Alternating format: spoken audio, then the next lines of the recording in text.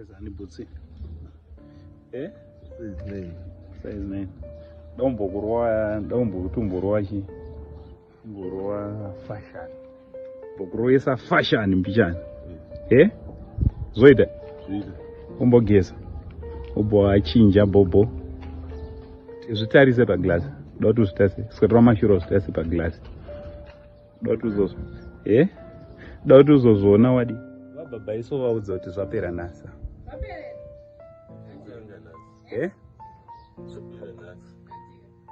Asi kwakusanga zvimwe dombomuti ageze mukomana. Akageza oro fashion rake bobo. Indau.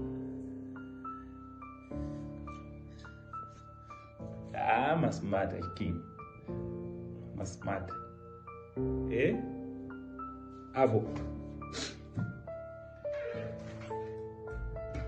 Apo masmart king. Mbozvone. Apa chinazoite. Chinazogadzira iwo. Makuda kulani? Makuda eti. Oyi yandakapfeke.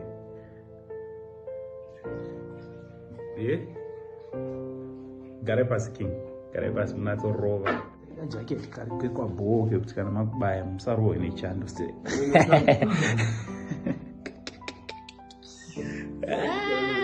King. Chando chinoraya chisode mudara.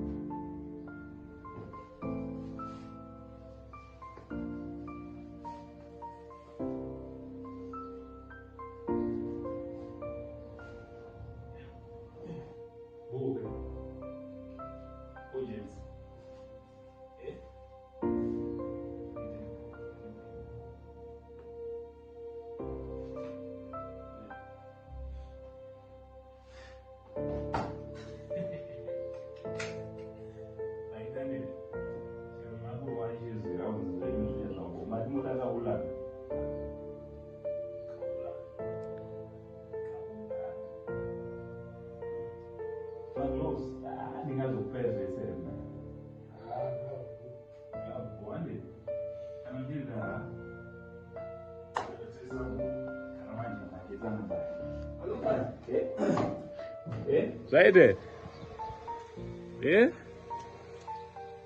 Boy reking.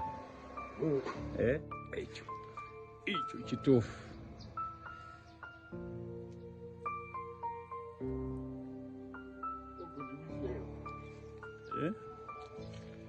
Kanjani? Unzwa semani.